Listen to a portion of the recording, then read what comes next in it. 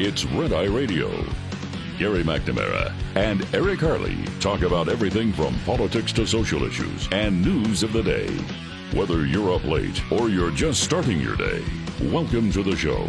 From the Uniden America Studios, this is Red Eye Radio. All across America, I'm Gary McNamara. Eric's still out with COVID. He is getting a little better. He made it clear to me yesterday, so maybe he'll be back for tomorrow morning show, or in the morning, not the evening.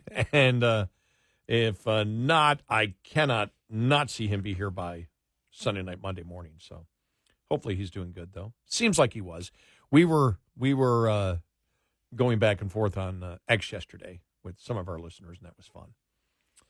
Well, the president gave his speech last night to explain to the American people why he's leaving. The explanation we'll get to in just a moment, but here's part of it. You know, we've come so far since my inauguration. On that day, I told you, as I stood in that winter, we stood in a winter of peril and a winter of possibilities. Peril and possibilities. It was bad. I mean, he's reading into a teleprompter, but still making mistakes. Really no energy whatsoever, no emotion. Karine Jean-Pierre at it's not daily press briefing, but whenever they feel like it, press briefing, said health had nothing to do with him not running again. We read the president's statement where he said that it's in the country's best interest for him to step aside. Why is it in the country's best interest for him to step aside? Does it have to do with his health, or it does not have to do? They have nothing to do with his health. So there you go. So the reason that we're being given, there's no sarcasm here at all. The reason we're being given is the fact of, if you watch the speech last night and you watched Karine Jean-Pierre yesterday promoting the speech, is that he has had such incredible success. There's such an incredible success. He has left the nation in such great hands. There's such great approval for what he's doing because they don't believe the polls. And therefore, because things are running so great, he and he alone decided to step down in order to save democracy by letting his own party know, I've been a total success. I've been such a total success that 14 million of you voted for me to be the nominee in our primary system. And I'm saying to hell with the primary system. Your votes don't count. I will anoint the next president without that candidate getting one Democratic vote in the primary. In fact, I like yesterday, Marianne Williamson said, I got more votes than she did in the primary, which is true. So that's what we're told to believe. It really is amazing the lack of self-awareness that exists. You know, it was a crazy day yesterday. We went through it all. The whole thing that the fury of Democrats because Republicans are saying Kamala Harris is a DEI hire, and them screaming, I mean, everything that it's the new N-word. Remember, for Obama, it was socialism was the new N-word, and this is DEI is the new N-word, which then had Republicans saying, well, wait a minute, you say DEI is good. And then it first came out. Again, this is because the internet exists. The research came out. First, it was the White House statement that came out showing that Biden made it clear she was a DEI pick. And DEI is what they're all about. Here is that audio that came out after the White House press release from a few years ago that said exactly what I think it was really the transcript of what the president said in a speech. To me, the values of diversity, equality, inclusion are literally, and that's not kidding, the core strengths of America. That's why I'm proud to have the most diverse administration in history. that taps into the full talents of our country. And it starts at the top with the vice president. Pretty clear. And I mean, it was a zoo yesterday, and then the whole border czar thing that came up, where you had Axios, where a reporter came out and tried to make it sound like it was Republicans that were using the border czar, where that was never said, that she wasn't the border czar. She wasn't the border czar. It's like, what are you talking about? And then after she wrote the article for Axios, she was fact-checked, and Axios had used the term border czar back then. So Axios came back out and said, well, we were wrong for using the term border czar. Now, what's so ridiculous about this is there is no official title of border czar. It's an informal title. It's how the media classifies somebody who was put in charge of a specific area of government by the president. And the history has been looked at. FDR first started using the term czar for different people he put into positions of power. And then Bill Bennett became the drug czar, if you remember that, during Herbert Walker Bush's term in office. The drug czar came along, and then Obama had czars all over the place. And so it became this narrative from the media yesterday that Republicans are calling her a czar. She's not a czar. She's not a czar. To the point where we started the show saying, wait a minute, let's check the definition of a czar. And we had to agree with them.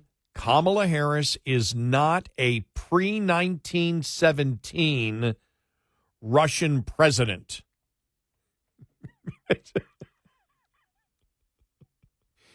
They were arguing nothing. It doesn't mean anything. And then, then the right just pounded on them, on the czar, on the DEI. It just was a zoo yesterday. And we still can't find out. We're still trying to find out whether, from Democrats, whether DEI is a good thing or a bad thing. It's a good thing if the president calls you a DEI hire, but it's not a good thing if a Republican calls you a DEI hire. Why? What is DEI? Is DEI meritocracy? Because what they're saying is, well, no, if you say DEI, what you're implying is what DEI actually is, which comes from critical race theory. It's the offshoot of critical race theory. Whites are culturally racist. They have privilege, therefore other people need a chance. So diversity, equity, and inclusion is not about meritocracy. Meritocracy is something different. And the left is claiming, no, she got it because she was the best chosen person. Meritocracy is why she's where she is. Well, what is it? Then I guess you should be on the president's case for using DEI, or for anyone on the liberal side. The whole DEI thing needs to go away across the country, as you see companies now dropping DEI. They can't make up their mind what they are. Except loyal anti-Semites and Jew haters, as we found out yesterday. Man, I tell you, Netanyahu was doing pretty good yesterday. Let's hear a couple of audio cuts from Benjamin Netanyahu. Right now, outside this building, not that many, but they're there, and throughout the city. Well, I have a message for these protesters. When the tyrants of Tehran, who hang gays from cranes and murder women for not covering their hair, are praising, promoting, and funding you, you have officially become Iran's useful idiots. And you should see how many Democrats are just sitting there with scowls on their face. They are avowed anti-Semites. They're Jew haters. That's what the Democratic Party has become. And we got into the whole thing about identity politics and racism, and we've talked about this before. This is simply an extension of that.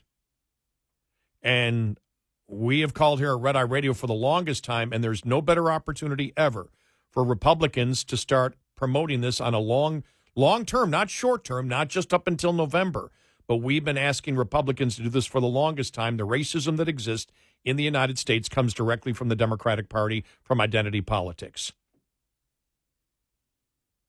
Tim Ryan, who ran against Nancy Pelosi, he knows it. That's what he ran on back in 2018. We've got to stop the identity politics. We need to stop judging people by groups and treat them as individuals. Bill Maher has now come around to that. He understands what identity politics is now. He didn't when conservative blacks were being hit with the racism of the left, that blacks must all think alike or something is wrong with them. They're not truly, genuinely black. They're Uncle Tom unless they agree that they all must agree.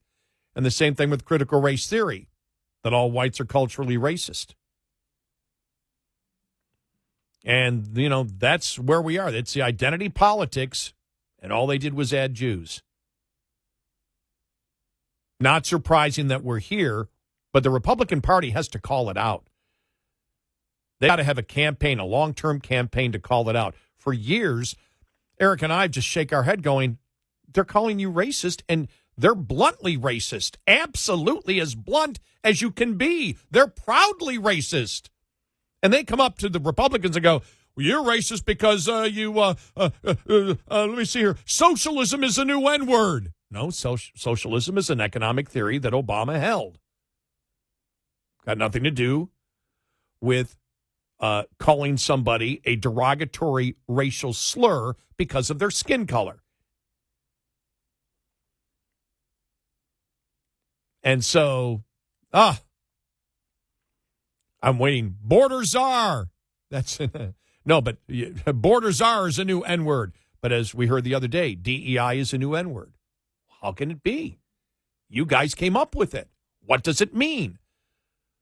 If you're saying she got it through meritocracy, what's the difference between DEI and meritocracy? What's the difference? We didn't come up with it. The right didn't come up with these labels. You did.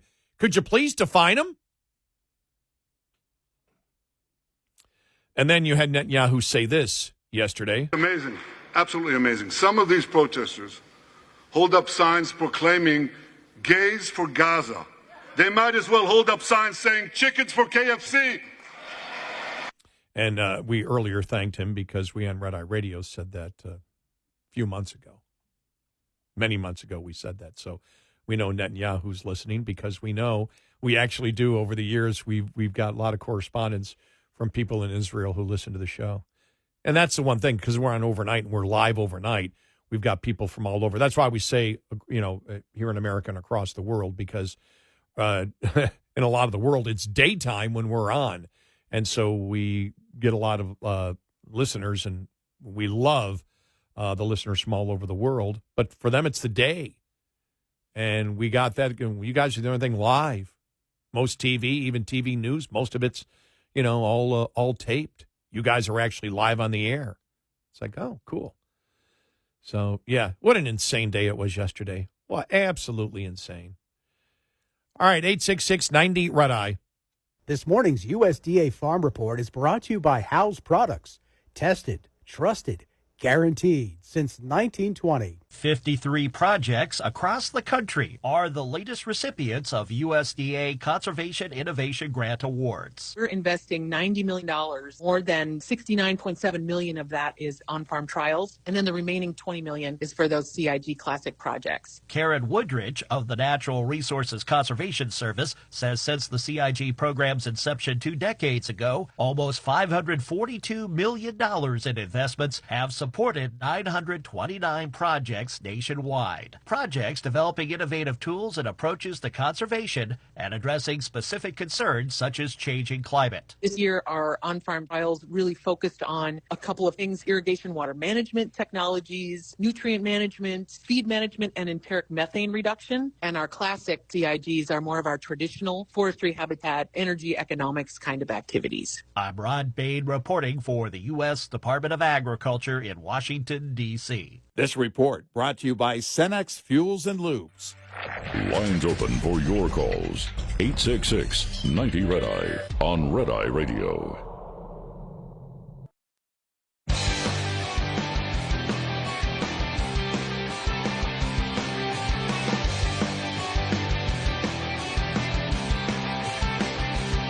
It's Red Eye Radio. I'm Gary McNamara. Eric is off.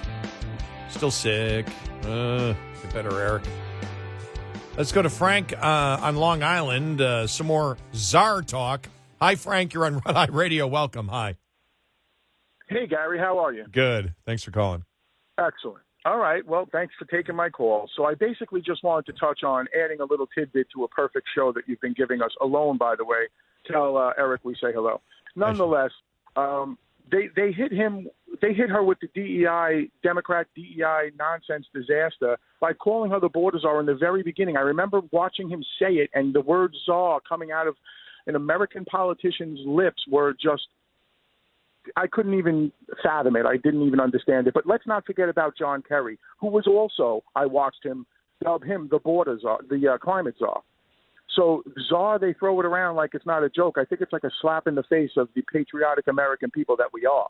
Well, like, I mean, czar has been used, like, you know, we've gone through the history. FDR first used the term czar, and then it was Republicans that used it. Bill Bennett became the drug czar under George Herbert Walker Bush, and then Obama went czar crazy. But the fact is, I mean, a czar simply, I've always questioned when they did Bill Bennett, the czar, I go, why the czar? And then Obama went czar crazy. It's like, it really doesn't relate to anything American, just say you put him in charge. But then it became mostly a journalistic term that they would use when somebody would be appointed.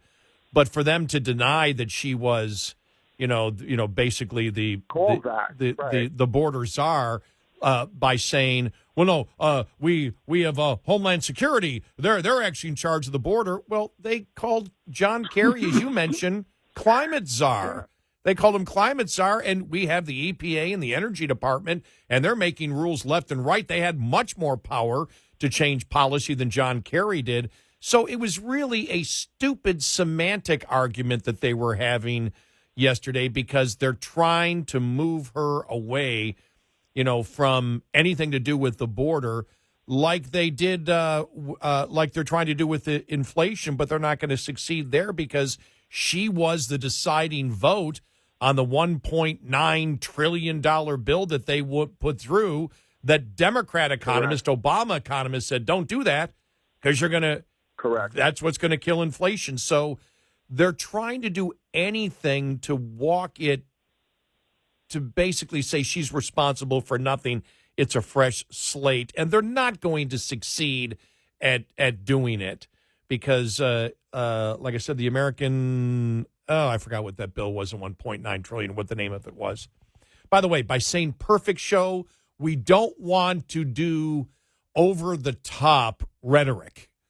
So to say I'm doing a perfect show alone, let's be reasonable. We have always viewed, when someone says, you've done a perfect show, we like to say, we were consistent. We like that term. Perfect? Only when Eric is here is it perfect. And it's his side, not mine.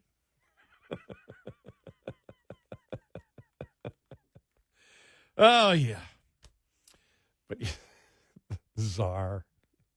But we do agree she is not a pre-1917 Russian president. Does that make the left happy? God, it's just crazy. And we have more craziness coming up, just more.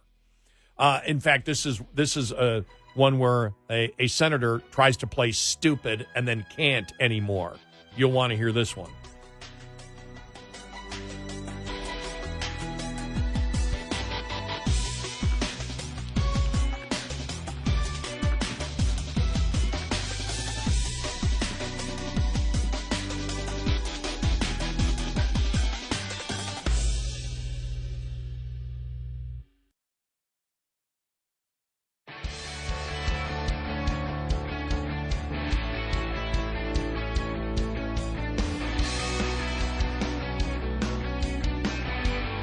The show that never stops. Red Eye Radio. It's Red Eye Radio. I'm Gary McNamara. Come back, Eric. Get well. Get well. Download our Red Eye Radio app, and you can listen when and where you choose if you can't listen live overnight. And we always appreciate it because that keeps growing and growing and growing and growing, the number of people that listen during the day. Because we have that unlimited day audience, which we love.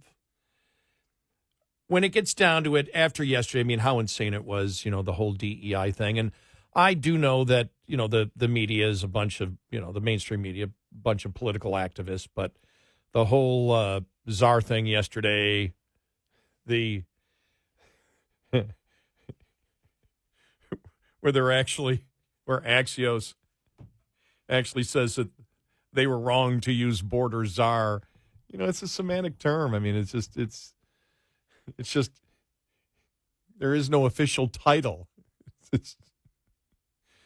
But the reason is they're trying to move her away from any responsibility for what she believes were the correct moves of the administration that she was a part of.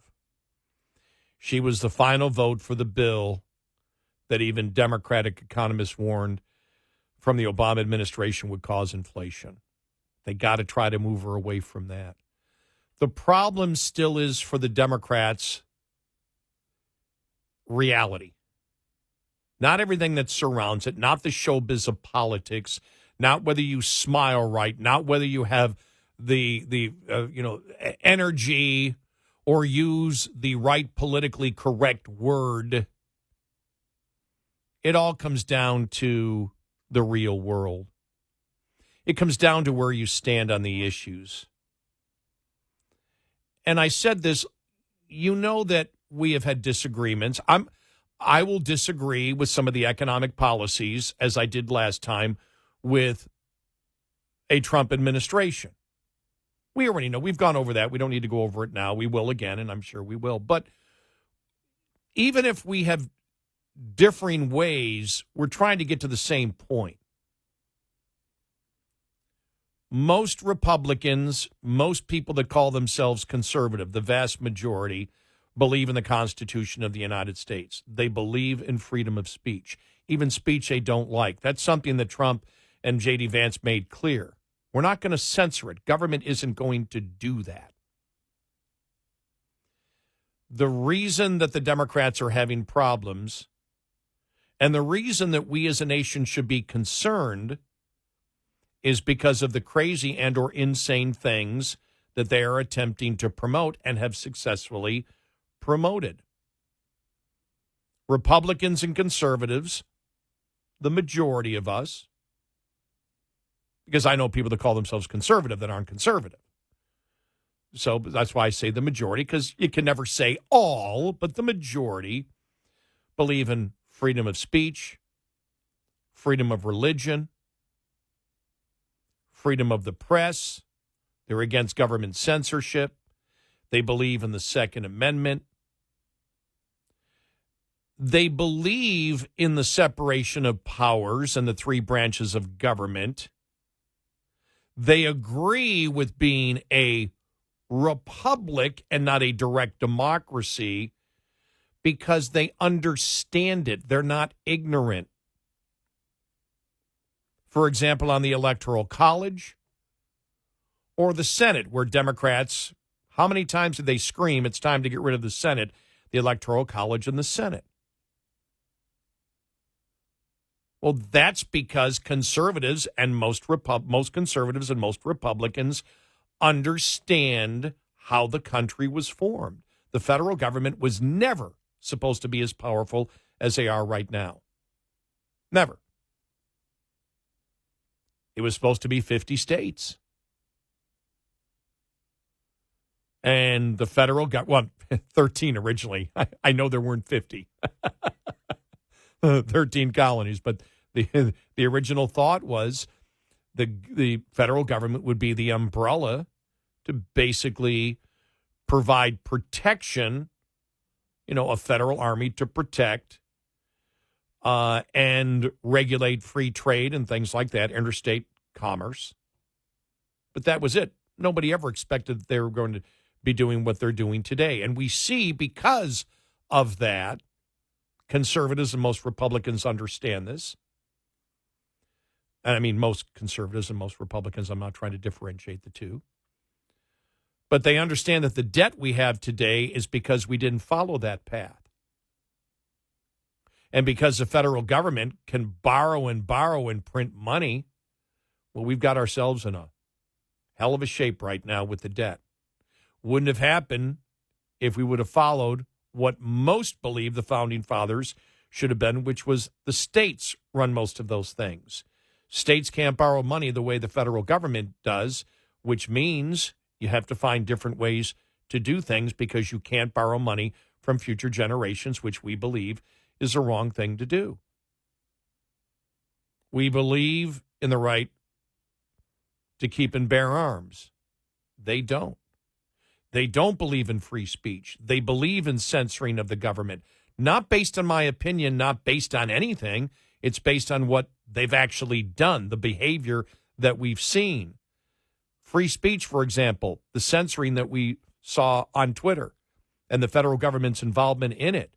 That's what that was really the catalyst that made loyal Democrats like Matt Taibbi and Matt Schellenberger and Barry Weiss scared the hell out of them. They couldn't believe that was happening. Democrats were never in an outrage about that. Not even the rank and file voter Democrat is outraged about it. Think about what's happened in the last couple of days and reverse it. Think about if Trump was president and was forced to resign, and he had gotten tens of millions of votes in the primary. And then Trump comes out and says, nothing is wrong with me whatsoever. I'm simply attempting to save democracy by endorsing a person, or basically installing a person who is going to be the next president without any primary votes. The Republican Party would be involved in a damn civil war over it. Because no one would believe that you are protecting democracy when we chose you and you're choosing somebody else to run. Nobody's going to buy that. Republicans and conservatives would not buy it. Except for Black Lives Matter, I don't know of any widespread movement at all inside the Democratic Party. Maybe it'll come, and if it comes, then there's hope. But it hasn't happened yet. That is outraged about that. You don't see it. When you look at where the Democratic Party stands, think about it. The anti-Semitism that exists, we saw it yesterday. The Jew hatred that exists, the identity politics that exist in the Democratic Party, judging people by groups and not individuals, where things like individuality is viewed as white supremacy. Completely insane ideas, crazy ideas. The fact that the Democrats support, it's mainstream in the Democratic Party to let a child mutilate their genitals without the parents knowing about it. The vast majority of the Democratic Party is for that. The voters aren't upset about that. They agree with it. That's the dangerous part. The reason that Trump and Vance should win is because the majority of American voters are not crazy and insane yet, but a significant portion on the issues are.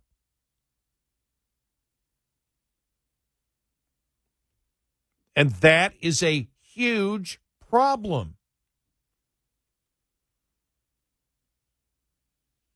You know, we've seen what they wish to do with energy. Until they couldn't sell it, Biden, during his entire campaign, said we can run the whole grid on solar and wind. He got elected on that. What type of idiots are we? Well, not we, because we didn't vote for that. We didn't vote for that. And then after he became president, okay, we might have to throw in nuclear. Duh, you're an idiot. We put children, we put idiots in charge of our survival, and they're completely clueless. That's where the Democratic Party stands based on the actual issues. These are people. Think about this. AOC, completely clueless on any way of how the world actually runs. Remember, we forget about this. Came out with the Green New Deal. Everybody supported it for like 6 months until they realized it was so bad they started moving away from it, but it still exists and is still the blueprint for Democrats. They're completely clueless. They're insane on these ideas. That's the difference between the two parties right now. What's the radical position of Republicans right now on the issues? What is a radical position? You can't find one. All the radical, crazy narratives on any issue right now is the exclusive domain of the Democratic Party, plus the identity politics, racism, anti-Semitism, Jew hatred that comes with it. And that's not based on just over-the-top rhetoric from me. That's what they are promoting every single day.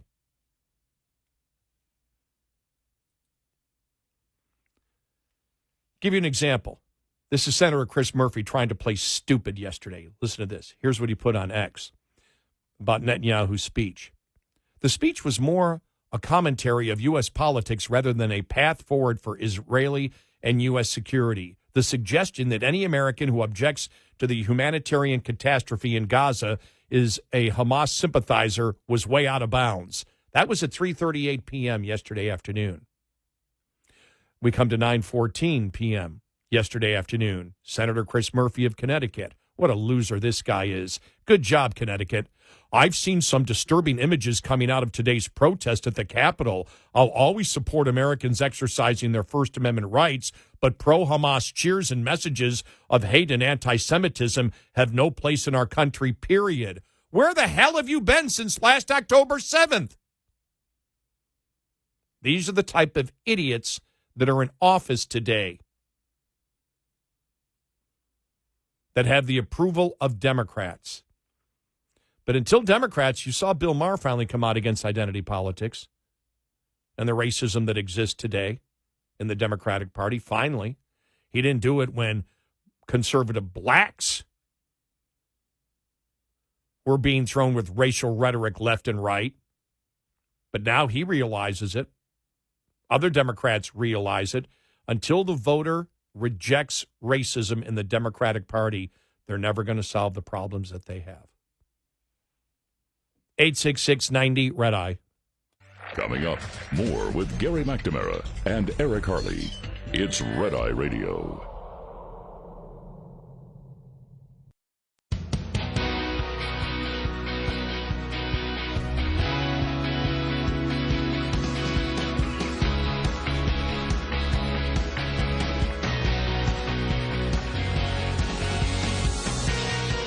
It's Red Eye Radio. I'm Gary McNamara. Hopefully Eric's back for tomorrow's show. You know, I got to find this article here. It was in The Economist, and there's a paywall, but man, halt the Olympics to save the planet, pleads sports historian. David Goldblatt thinks pausing the spectacle might jolt the world into grasping the severity of the climate challenge. And I've read stuff. He's not an Olympic fan at all. He doesn't like where the Olympics has gone, and talks about past Olympics where they cut down trees to build ski areas and stuff like that, and he's against it. So virtue signal, don't watch the Olympics because you care about saving the planet. The Olympics that starts tomorrow in Paris. I did watch some of the track and field from University of Oregon and the new track stadium there, which really looks nice. And I remember the old track stadium because you can see it when Niedermeyer is screaming at Flounder in Animal House. That's the old track stadium. The new track stadium is beautiful. And I did watch probably an hour of some of the track and field qualifiers a few weeks back for the Olympics. If I happen to be sitting on the recliner and I go by and it looks interesting, but I will say that growing up in the Cold War, when it was communism versus capitalism, yeah, I know. I needed politics in my sports. Not really. No, it's but yeah, I don't know. Whatever. Good luck. Good luck. Go USA.